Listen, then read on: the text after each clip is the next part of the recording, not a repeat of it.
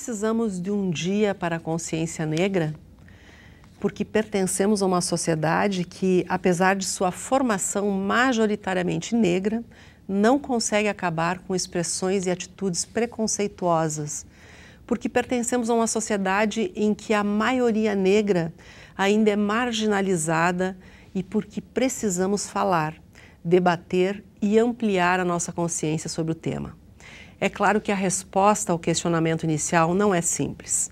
Demanda análises complexas e contextualizadas, e é por isso que o Estúdio 4 está aqui, contribuindo mais uma vez com esse debate. O programa de hoje recebe o professor da Universidade de Passo Fundo, Frederico dos Santos, a coordenadora da promoção da igualdade racial, Josenira Ferreira, e a pedagoga e mestre em educação, Mária Rúbia Bispo Hort. Obrigado pela presença de todos vocês e eu já vou estender a pergunta inicial na apresentação que eu fiz aqui no programa. Por que ainda a gente precisa desse dia, que é o 20 de novembro, para lembrar a consciência negra? Por que que o mês todo é voltado para esse tipo de coisa? A gente já não deveria estar num outro patamar de discussão, professor Fred? Deveríamos, né? A data da consciência negra, o 20 de novembro, é uma conquista do movimento negro, especialmente para avaliar toda a história construída por esse grupo, né? E na medida também para desconstruir a ideia daquela que nós tínhamos de 13 de maio, de uma identidade essencialmente ligada à escravidão.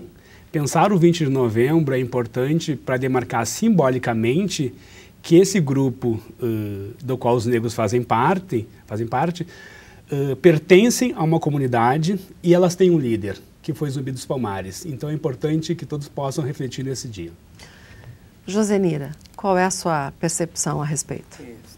O que nós percebemos nesse período todo, nesses anos de militância, que o 20 de novembro não é para trazer a data da morte de Zumbi, mas também de cada vez mais reintegrar a resistência de um povo. Então, porque cada dia a gente vê e nos surpreende, e agora a gente estava conversando nessa recepção, a violência, a questão do racismo.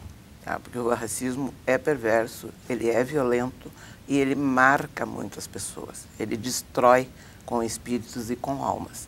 Então, este dia nos traz este vigor, até de certa forma a alegria, para a gente se reintegrar, para a gente se reencontrar e continuar na luta. Ele é necessário ainda, professora Mara?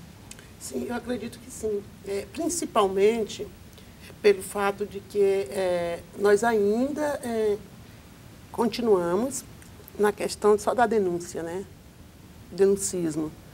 Denunciar as taxas, denunciar as questões por que passa o negro e ainda não se trabalhou, não se realizou um trabalho de base no sentido de prevenção, não só da população negra, mas principalmente da população branca. Acredito que esse tempo de consciência negra, esse tempo reservado no calendário civil, ele se dá justamente para que a gente pare para pensar, para refletir quais são as nossas práticas, né? Que práticas que eu venho realizando frente ao negro, né? E como que o negro vem se sentindo, como é que ele vem se percebendo ao longo da sua história, dos seus antepassados, né? Da sua geração. Como é que ele vem se sentindo e como que a população branca pode fazer, o que tem feito em favor dos negros do Brasil. Bom, eu aproveito esse seu gancho aí de como o negro se sente na hora de ser discriminado e os números, e hoje a gente já tem muitos dados, muitas informações, eles mostram isso. Eu fui dar uma pesquisada lá na internet, eu entrei no YouTube e encontrei lá um jovem negro, um menino, que é youtuber, e ele estava falando justamente isso. Ele estava dizendo, as pessoas que são negras, elas sabem o que elas sofrem com a discriminação, e não os brancos, por exemplo. O sentimento, um negro consegue expressar esse sentimento de dor e sofrimento que ele tem quando ele é discriminado? Vocês conseguem me dizer isso? Não. A maioria das vezes não. Porque se a gente não se sente se a gente não se sente com a companhia de outras pessoas, tá? Isso demarca tanto e traz um certo dissabor na vida da gente. Então, até para reelaborar as ideias. Se a pessoa não tiver confiabilidade, tá? Quem é que está no lado dela? Você não tem desde uma carona, desde uma pessoa que lhe apoie, na perda de documentos, tá? Na perda de pessoas da sua família, na perda, muita perda, tá? Muito aperto. Você vai para uma disputa de emprego que a gente ouve até os dias de hoje. Por isso que quando você fazia a pergunta, ainda precisamos sim. É uma data, é um mês, é mais que uma semana, são dias. E a pessoa, ela se sente desvalida. Uhum. E ainda com o olhar de uma sociedade, da nossa sociedade, uma sociedade que não é nossa, melhor dizendo, essa sociedade que nos vê como ainda objeto, ou como pessoas de outro plano, de segunda ou terceira categoria. Então, a gente só consegue sentar e ter, quando se tem essa questão do empoderamento, quando se tem nesse empoderamento que passa o apoio de outras pessoas, tá? Principalmente da mesma tonalidade de pele. Então, a gente vê a cada dia a dificuldade que tem. E quando se encontra com os nossos, com as proximidades, isto ajuda, favorece também para a questão do conhecimento e para as ações mais positivas. E eu vejo também, né, eu vejo mais grave, né, nessa situação, né, de sentimento do negro, é o sentimento de culpa. Pois é, a culpabilidade. Se sente culpado por aquilo que está acontecendo. E incrível que pareça, se o negro ou a negra não tem consciência da sua história, não há uma conscientização de todo o seu processo, né, histórico na sociedade mundial, na sociedade brasileira, esse sentimento de culpa se dá assim, de não aceitação do seu cabelo, de não aceitação da sua cor, de não aceitação do seu mundo, do seu universo, busca comportamentos e atitudes da população branca para ser aceito. Porque é próprio do ser humano a busca por aceitação. Uhum. Né? Aí, nesse sentido, o que acontece com o negro e a negra? Esse sentimento de culpa faz com que ele tenha comportamentos e atitudes brancos, né, da população branca, mas para ser aceito, para tirar de si aquela culpa.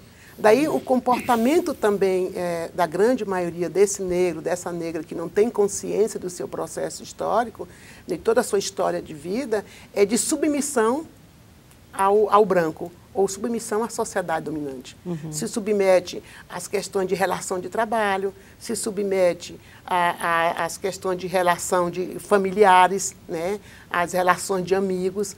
Quer dizer, vive numa situação de segunda escravidão, né, nesse sentido aí que eu chamaria. Isso é um componente que prejudica, por exemplo, a busca pela igualdade racial? Esse sentimento de culpa que o negro carrega dentro dele? É importante pensar como essa, talvez, eu não chamaria esse sentimento de culpa, mas como essa dor da não aceitação se materializa em seu corpo, né? Nós procuramos pensar como o corpo negro se constitui a partir de um processo que nós chamamos de racialização dos corpos, né? O corpo negro é um corpo muito racializado na sociedade brasileira. O que significa isso, né? Na medida em que nós temos uma sociedade pautada pelo racismo, esse racismo não fica somente no plano teórico das relações. Ela se materializa no corpo negro. E esse corpo negro, na medida em que ele tenha um espaço determinado de atuação, em alguma medida demarcado pelo processo de exclusão dessa sociedade, quando ele rompe aquele espaço que estava destinado para si, ele enfrenta inúmeros obstáculos por conta disso, né? E aí, esse obstáculo pode, em alguma medida, ser pautado por um ator que seria aquele ator que deveria garantir a condição de igualdade de uma cidade como a nossa, que é o Estado. Uhum. Né? Então, o Estado contribui para que o corpo negro seja um corpo destituído de direitos. Uhum. Né? E na medida em que, ao longo da história, esse corpo foi cada vez mais sendo aviltado, cada vez mais sendo alvo de suplícios, os negros vão começando a compreender que esse não seja o espaço dele, destinado. Espaços onde você tenha poder, onde você tenha condições sociais, que você tenha disputa de igualdades. Né? Bom, aí a gente entra na questão das políticas sociais, não é, professora Mara? O Brasil hoje carece muito de políticas sociais voltadas para os negros.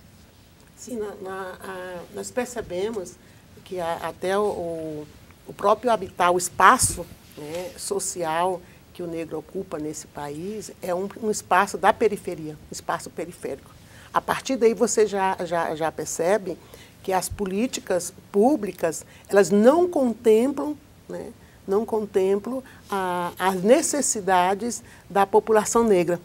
Quando eu coloco, ou quando o negro habita numa periferia, já mostra que as relações do Estado, né, com essa população são as relações periféricas. Ou seja, nós da população negra, nós não estamos contemplados como prioridade. Embora esse país seja um país, entre aspas, democrático, né, que vive um Estado de direito, um Estado democrático. E um para país nós cuja ainda maioria é negra. É negra. 53% da população. Para nós ainda existe, infelizmente, existe ainda o negro que mora no centro ou em grandes edifícios, né? Esse negro ainda é convidado para entrar pelo elevador de serviços. Né? Infelizmente. A invisibilidade, né? De uma comunidade inteira, na sociedade maior. Só para contribuir com esses dados, que hoje a gente tem muito mais dados estatísticos, isso é um ponto positivo, porque escancara a realidade, não é? O Brasil tem 53% da população negra, no entanto, 71% da população mais pobre é composta por negros. Quer dizer, como você falou, o negro ainda está na marginalidade da sociedade, é a população majoritariamente mais pobre, não é que os números apresentam. Bom, e aqui também tem um outro... Se permite, Zumara, sim, essa questão que a gente afirma e reafirma. Tá? Você está trazendo esse dado, infelizmente, cada ano esse dado é nos passado e quase nada é feito. Porque a população pobre é quem? Então já tem menores condições de vida, de higiene, de uma residência melhor, tá? Mesmo para cobrir, para abrigar sua própria família neste seio. E aí a gente vê também muitas consequências disso. Tá? E aí vai para as crianças vão para a escola. Tá? É uma escola que também não se apropria, tá, deste elemento que está aí, para torná-lo cada vez mais um sujeito potencial para se desenvolver e para poder se inserir nessa sociedade. E não só inserir nessa sociedade como subalterno, tá? Mas como alguém que vai estar nas lutas para poder mudar isto. Então, por isso que ainda nos apresentam como a minoria. E quando a gente vê, e você já traz aqui o dado, como somos maioria de uma população. Tá? Aí, os pais, os responsáveis, ganham um salário muito pequeno, quando tem o salário. Que a grande maioria também do desemprego, não só na nossa cidade, mas no estado e no Brasil, ele tem cor. E a cor é negra. Então é muito triste, é lamentável aonde a gente veja, dentro da sala de aula, que a escola deveria ser esse espaço também para essa produção. Tá? Não acontece. Da metade da sala de aula, por exemplo, para frente, você não vê alunos negros. Quando eles têm, como dizem, eles ocupam lá no fundo a grande maioria do fundão da sala de aula. Então, ele não se percebe. Aí o que é colocado para a gente percebe. É vocês que têm que lidar com isso. Não. Quando a gente não faz parte, a gente não aprende. A gente deixa de aprender por causas que já foram colocadas aqui. Que nem o próprio elemento que está ali para ser aluno, para ser um aprendente, ele não consegue. E aí vem outras questões todas, a partir de uma entrada no currículo, na questão do ensino fundamental, a saída do ensino médio, tá? Para chegar, para prestar um vestibular, para entrar numa universidade. Então, veja bem todos os atravancos, todas as dificuldades, que são inúmeras, para se chegar a ser um cidadão, tá? Consciente e atuante. Bom, você hoje, Josenira, está na coordenadora da promoção da igualdade racial em Passo Fundo. A Mara Rubia já fez parte do Conselho do Negro no Rio Grande do Sul. O professor Fred também é um ativista do movimento negro. Eu quero saber, só que no próximo bloco, qual é o papel desses movimentos hoje na sociedade. A gente vai fazer um intervalinho e volta em seguida.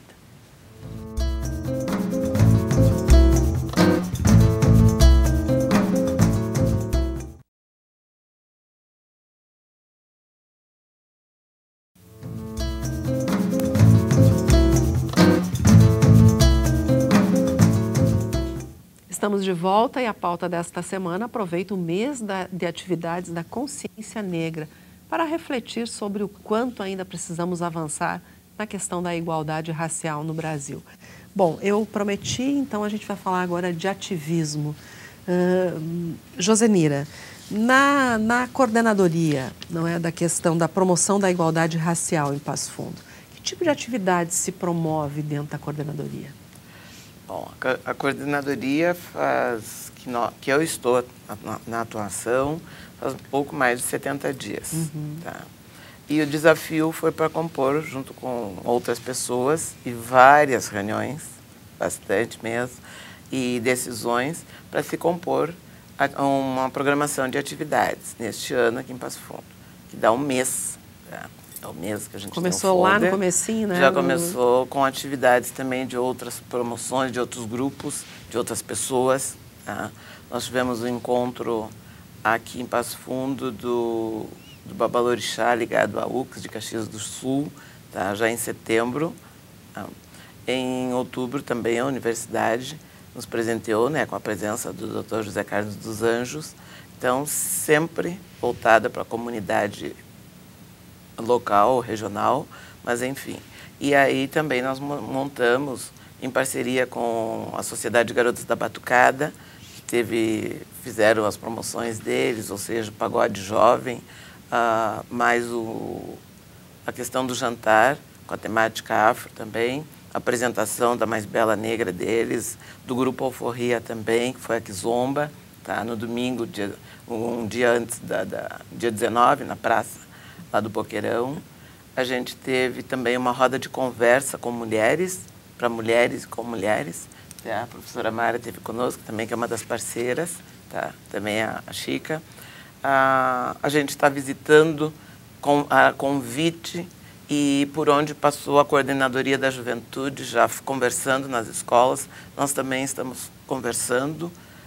Outras escolas nós somos convidados para conversar sobre essa data, tá? Porque a gente não vai para palestras, a gente vai para conversar. Conscientização também de um calendário que ele começa em janeiro, como as aulas começam em março também, em março tem esse calendário, e ele segue por todos os meses até dezembro. Tá? E até amanhã, dia 28, nós estaremos realizando um encontro com a juventude. Tá? O pessoal de 8º e 9º anos e mais o pessoal do ensino médio, de todas as etnias, de várias escolas, e com a temática, a questão da juventude e principalmente o foco da juventude negra. Mas o ativismo, ele transcende o mês de novembro? Existem outras atividades que podem ser realizadas? Com certeza, com certeza. Aqui na nossa cidade ainda é um pouco difícil, tá? A participação, o envolvimento, mas as discussões, a participação a nível de Estado. Vamos pegar aqui. Porque se tu pega a nível de Brasil, vamos dizer, bom, mas São Paulo sempre acontece, Bahia sempre acontece. Um dos pontos que eu vejo interessantíssimo hoje que está se discutindo é a questão do empreendedorismo. De como são muitas questões. A Black Fest, que teve em Porto Alegre agora no mês de julho, de agosto, foi bem interessante. Tá? Foi a primeira com 3 modalidades, mas principalmente o empreendimento no mundo da moda. Uma moda muito colorida, uma moda com manequins, com pessoas obesas, tá? Com o negro e todos os descendentes, né? Da maneira de ser, do seu jeito, do seu corpo, do seu gesto, do seu movimento. Então é bem interessante isso.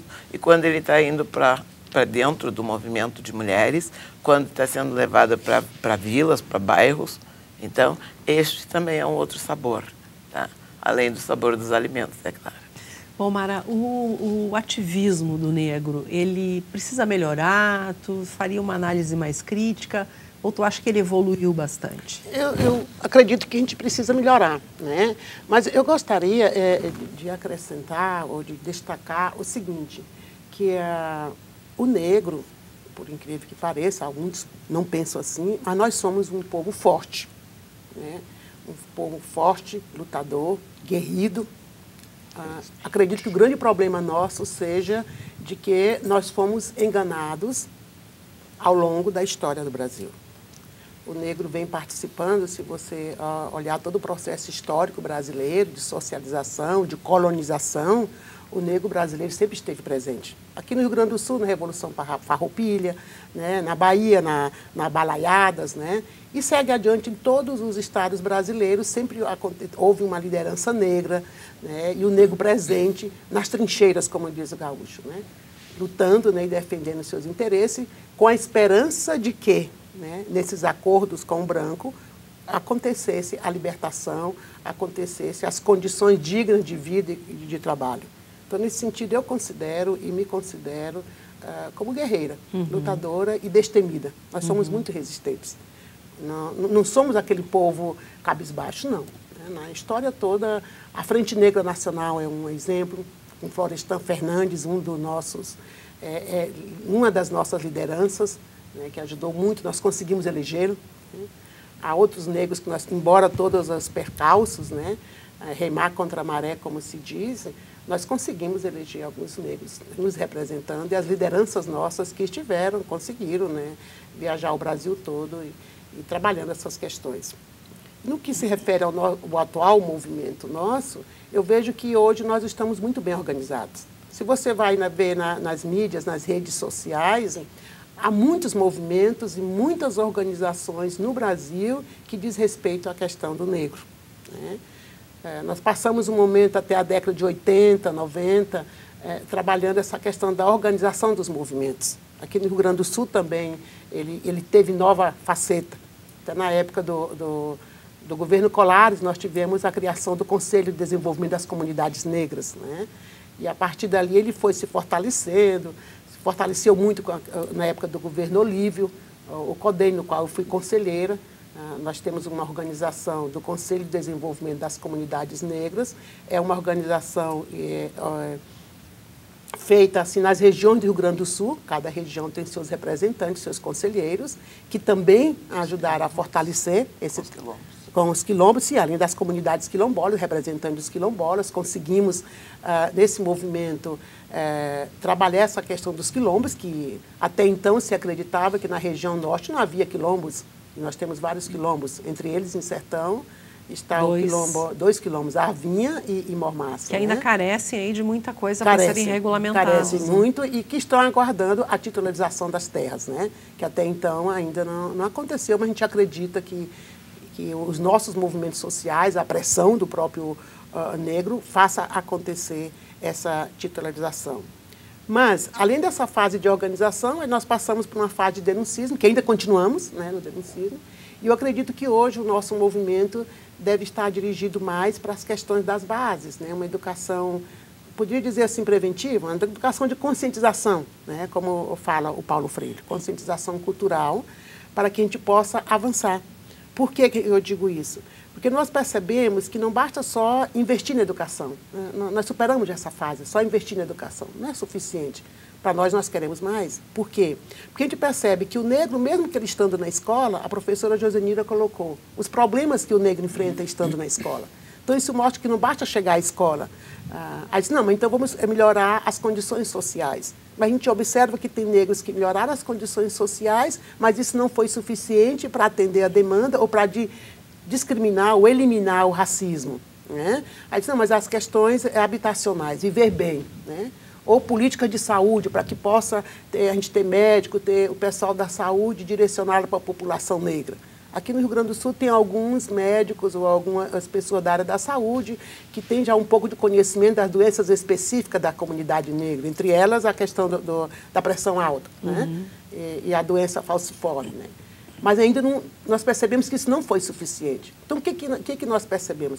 Nós precisamos atuar, ou o Estado brasileiro precisa atuar em várias frentes, educacionais, sociais, culturais, de habitação, de segurança pública. Você viu há poucos dias, a semana passada, nós vimos que um ator negro de São Paulo foi discriminado violentamente de público, né, na estação rodoviária de São Paulo. Então, se mostra bem que precisa de políticas públicas com a questão de segurança e da economia, né? Não basta nós trabalharmos amém, amém, amém, viver simplesmente da bondade, como na época da senzala. Nós queremos condições de vida melhor, sendo bem pagos pelos nossos salários, ascensão econômica, né? Mas ela sozinha por si só não resolve. Então, precisamos dessa frente, de um trabalho de conscientização, como eu estava comentando a semana passada aqui em Passo Fundo, na roda de conversa com as mulheres. Eu acredito que nós somos fortes, porque dificilmente a população branca, não sei, tento imaginar se a pessoa branca ela conseguiria ultrapassar tantas barreiras, né? E a gente ultrapassa as barreiras e ainda continua enfrentando. E com força. E com força, né? E lutando, né? E acreditando no mundo melhor, acreditando numa vida melhor. Tanto é o processo histórico. Todas as revoluções, na época da ditadura, nós tínhamos negros. Aqui no Rio Grande do Sul havia um jornal da população negra, né? Denunciando a ditadura e junto com o branco. Quer dizer, em nenhum momento do processo histórico brasileiro o negro se sucumbiu ou o negro se escondeu. Ele esteve à frente, né? Isso mostra que nós somos fortes. Somos fortes, basta nós nos unirmos e começar a cobrar, né, do Estado brasileiro ações de igualdade social. E agora, professor Fred, qual é o papel da universidade nesse processo todo aí? A universidade tem um papel bastante relevante, né? Quando eu falo em universidade, não é só o PF, mas a academia, de um modo geral, não? Sim, sim. Eu acredito que as universidades têm um papel extremamente relevante nesse sentido, né? O corpo negro na sociedade brasileira não é um corpo invisível. Seja do ponto de vista teórico, seja do ponto de vista das relações sociais. É um corpo que você consegue identificar facilmente na realidade, né? Todos nós conseguimos classificar esse corpo negro na realidade. E a universidade, as universidades como um todo, não têm o papel somente de dar visibilidade para esse corpo, porque esse corpo já é visível e a gente sabe como classificá-lo. Eu acredito que as universidades têm um papel fundamental na medida em que conseguem construir, a partir das relações sociais com as comunidades, com a cidade como um todo, qual é a identidade desse negro na nossa sociedade? Que papel nós vamos destinar a ele? A função é conseguir conferir para este corpo um outro espaço que não era antes destinado a ele. E aí, as pessoas, os sujeitos negros nesses espaços são fundamentais para que se consiga mediar a construção desse novo corpo. Um corpo que consiga disputar condições de oportunidade, de igualdade numa sociedade na qual o poder não estava acessível a este negro. E muito mais do que isso, é fundamental que esses espaços possam ser ocupados também por sujeitos negros. Que os outros negros que estão numa condição de desigualdade, morando nas periferias das cidades, lá nos guetos, que são essencialmente negros, possam se reconhecer nesses espaços de igualdade e poder e possam, de alguma forma, perceber qual é o caminho que eu tenho que percorrer para chegar até lá. E essa construção passa necessariamente por um processo mediado pelas universidades. As universidades têm um papel fundamental para a desconstrução do senso comum de que esse corpo negro é um corpo destituído de direitos. E ao longo dessa construção desse caminho para chegar a esse rol de oportunidades, inúmeros entraves e obstáculos vão ser colocados por diversos atores, entre eles o Estado. E nós, enquanto universidades, professores, temos a função de gradualmente conseguir fazer com que esses obstáculos não sejam um empecilho para esse negro chegar aos espaços. Bom, vou querer saber de ti, Fred, qual foi o avanço que a Universidade de Passo Fundo teve nos seus projetos voltados à questão racial. Mas isso depois do intervalo, a gente volta já já.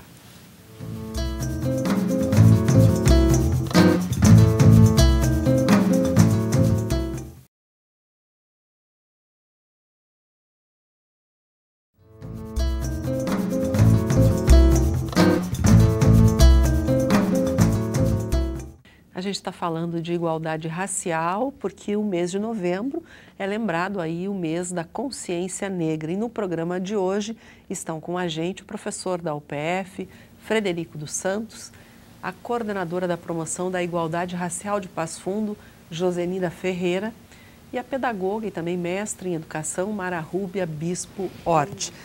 Professor Fred, quais são os projetos ou programas que estão instituídos aqui dentro da Universidade de Passo Fundo e que colaboram para essa discussão da igualdade racial? Desde 2013, nós temos um projeto na universidade que aborda as questões étnico-raciais, né? Ao longo desses 4 anos, esse projeto tem permitido grandes avanços na universidade. Primeiro, é importante ressaltar que um projeto como esse, que trata de uma questão tão complexa como o racismo na sociedade brasileira, só consegue ser institucionalizado quando você tem uma reitoria que está preocupada com uma questão como essa. E ao longo desses anos, esse projeto se pulverizou pela universidade, né? A temática étnico-racial começou a ser colocada nos currículos de uma forma bem transversal, desde as atividades de ensino, pesquisa e extensão. Né? Mas, por outro lado, é importante ressaltar que não são ações endógenas pensadas para a universidade, para si própria. Né?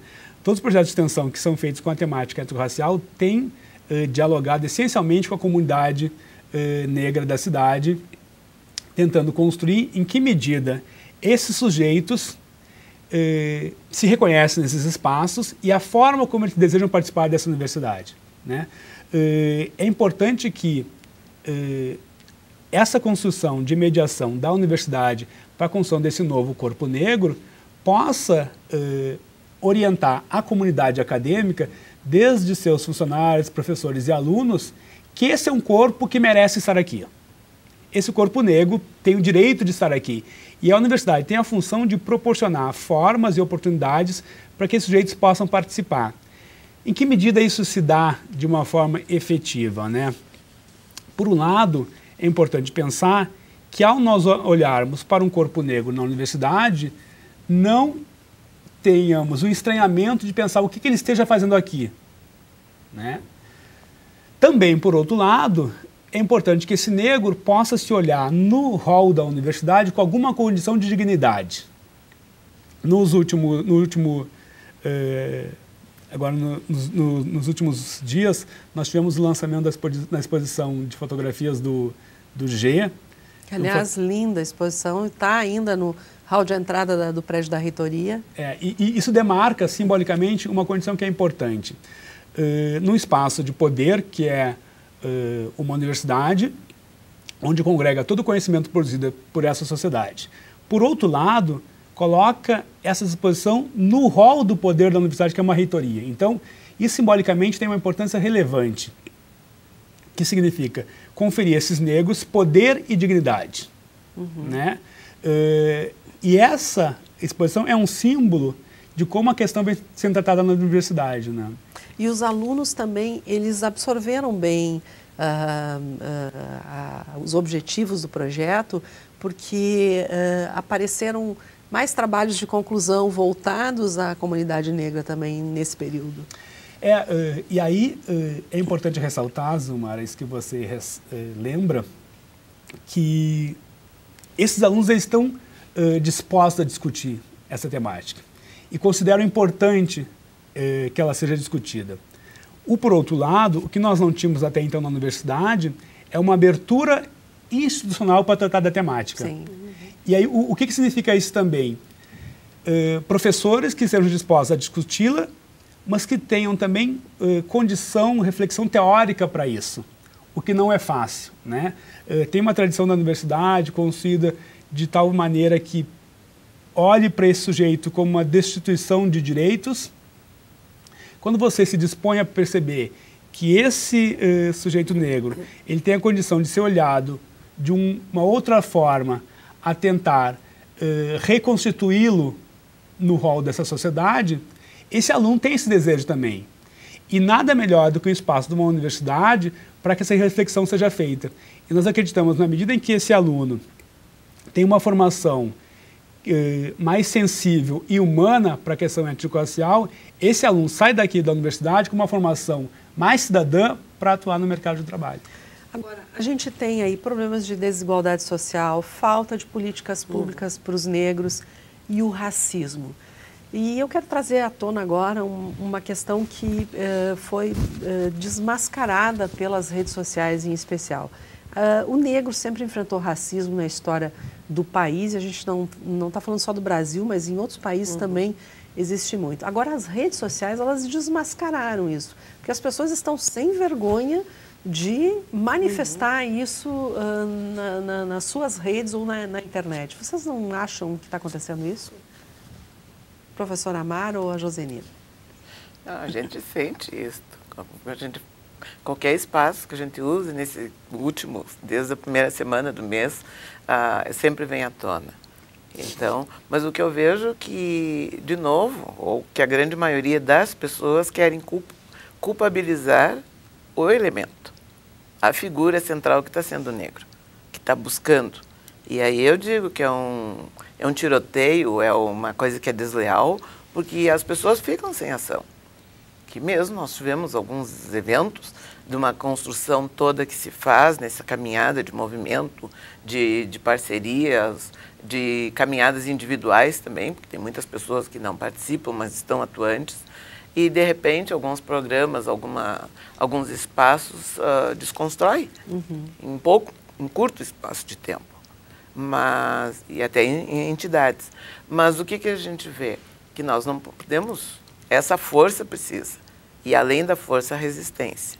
E eu vejo conhecimento, porque para mim eu sou educadora, tu sabe, eu sou professora, e não fujo a isso, e sem o conhecimento, tá? Sem o estudo, sem o espaço para se dialogar, a busca com as parcerias, tá? A gente não consegue avançar. Hoje eu tenho noção, eu tenho certeza que esse espaço que eu estou ocupando atualmente, que é na coordenadoria, eu já tive 3 pessoas que me antecederam, então somos 4, mas que precisamos cada vez mais estarmos fortalecidos, buscarmos o conhecimento, porque não é só trabalhar lá dentro, e lá dentro pouco se trabalha até, tá? Pouco se permanece, melhor dizendo. Muito temos para construir, mas que a gente precisa. É a mesma coisa porque estarmos aqui. É um convite seu, um convite da sua produção, dos espaços, das empresas que estão aí. Já é a 4ª entrevista, mas o que a gente precisa? Precisa ter conhecimento, porque senão a gente acha que tudo... esses espaços que são e também, né? É o espaço da escola, das outras escolas, onde o próprio professor Fred colocava. O professor tem que estar aberto. O professor, eu vejo que são 14 anos da lei, 10.639, onde tem muitas pessoas que vivem em função da mídia, que todos os dias estão plugados, mas que não conseguem ainda, por exemplo, se apropriar de alguns capítulos da lei. A lei ela foi construída num espaço necessário, num momento interessante, mas que precisamos levar adiante, e não só pela comunidade negra. Tá? Os nossos alunos, eu vejo que precisamos, nossos jovens, tá? Porque essa violência que está sobre a juventude, tá? Ela não é coisa que passa tão fácil. As famílias que não têm, que se desconstroem na perda de um jovem. Tá? E hoje em dia, aqui, em qualquer lugar, o jovem chega o feriado, chega o final de semana, a família toda fica apreensiva. Tá? Os próprios amigos, porque é perda, e a grande maioria é do nosso jovem negro. Então, para que lado ele vai? Tá? A desconstrução num programa de educação que era nacional, a questão das bolsas, e por aí a bolsa de estudo, a questão das cotas entram aí. tá? Porque, de novo, voltando, aquela família que está desempregada, como é que ela vai pagar uma prestação, como é que ela vai fazer esse investimento no estudo, na questão de formação do seu filho? E hoje em dia, mais do que nunca, se faz necessário, porque além do canudo, nós temos que ter a competência. Tá? Então, a questão da resistência que foi levantada aqui para a professora Josenira, esse é o caminho da comunidade negra nesse momento? Eu acredito que sim, resistência e luta. Mas eu gostaria também de colocar o que Martin Luther King diz. Se as pessoas aprenderam a odiar, elas também podem aprender a amar. Né? A amar, a respeitar o outro, a saber que esse mundo é de todos nós, pode ser ocupado por todos nós, sem precisar manipular, sem precisar violentar o outro. O respeito ao outro, acredito que passa necessariamente por essas questões, né? E uma outra questão que eu gostaria de colocar, quando se fala das redes sociais, né? Se, por um lado, as redes sociais têm propiciado as pessoas a mostrar sua face, sua verdadeira face, né? Seu verdadeiro posicionamento de mundo, porque quando alguém critica, quando alguém é racista com o outro, está mostrando sua visão de mundo, de sociedade, de relação humana, né? Por outro lado, também ela tem contribuído de mostrar que o negro está aí organizado e que há também pessoas brancas, né, que estão apoiando e que estão trabalhando essa questão do negro conosco, estão vindo conosco. Por exemplo, esse momento aqui, a gente tem mais o que agradecer. É um momento que eu considero importante para chamar a atenção da comunidade regional sobre essa problemática do negro, sobre o racismo aqui nessa região. A gente até agradece porque através dessas ações, desses programas, que nós também estamos, né, contribuindo para o processo de conscientização. Agora, você imagina, no que se refere aos racismos nas redes sociais, falar da Thaís Araújo, falar da filha do Galhaço, né? Dizer tudo o que isso tem colocado. Agora, imagina com aquele negro que é invisível, como o professor Fred coloca. O que está acontecendo que é desconhecido, com ele? Que nem uma pessoa, que não é público, né? Que não é uma pessoa pública. Como que está vivendo esse negro? Como é que ele está se sentindo? Daí eu vejo assim, há uma necessidade premente dos pais, não é só da escola, de nós pais, de nós sociedade, fazer as pessoas serem empáticas. A gente vê que muita da violência que acontece na sociedade hoje, muita da violência que o negro sofre, a negra sofre nessa sociedade, é porque falta empatia. Ou seja, eu tentar estar no lugar do outro. Se fosse comigo, se fosse com uma mãe minha, se essa atitude de violência fosse com o pai, com uma mãe, com um irmão, como é que eu me sentiria? Se fosse comigo, como é que eu gostaria que fizessem comigo? Quer dizer, além da empatia, o respeito ele é muito importante. Veja que ele é muito importante e essa educação do respeito, né? Essa educação da tolerância, essa educação da visão do outro, essa educação do respeito ao mundo do outro, vejo como um grande passo para a gente poder avançar nas questões. Um outro detalhe que eu gostaria de discutir, que eu venho como professora tanto da rede pública como da iniciativa privada, da educação superior, que eu venho colocando, o comprometimento que a escola tem, que as universidades têm. Por quê? Porque uma universidade ela é uma instituição pública, embora seja uma mantenedora privada, mas é pública, está a serviço do público. Então, as pesquisas, os estudos que aí estão, vamos até a base. Né? Vamos realizar trabalhos preventivos, permanentes de conscientização, porque eu me preocupo muito o que vai ser dos meus netos. Numa sociedade que cada vez mais fica mais violenta, numa sociedade que cada vez mais desrespeitosa, o que fazer? Aonde buscar a fonte para minimizar ou contribuir para acabar totalmente com essas violências que os negros vêm sofrendo e que a grande maioria da população sofre, o pobre sofre? São as universidades que têm esse grande compromisso, né? Para trabalhar e fazer com que os seus estagiários, seus alunos estagiários, os seus bolsistas, estejam na periferia, estejam juntos no trabalho, no processo de conscientização, no processo de educação para o amor, né? Para a paz. Acho que é por aí. Resistência e empatia. Então, empatia. seriam as duas palavras aqui com as quais a gente encerra o programa de hoje. Obrigada. Se permite só um pouquinho de trazer a lembrança aqui, a memória de Oliveira Silveira, que é um professor, que foi professor gaúcho, que é um elemento gaúcho, professor da rede pública e que foi um batalhador e junto com mais um outro negro e mais um outro não negro, mas influente na sociedade brasileira, que levaram para o centro do país para que o 20 de novembro se tornasse o dia da homenagem ao líder Zumbi do Quilombo dos Palmares. Oliveira Silveira. Tá certo, então. Muito obrigada pela presença de todos vocês.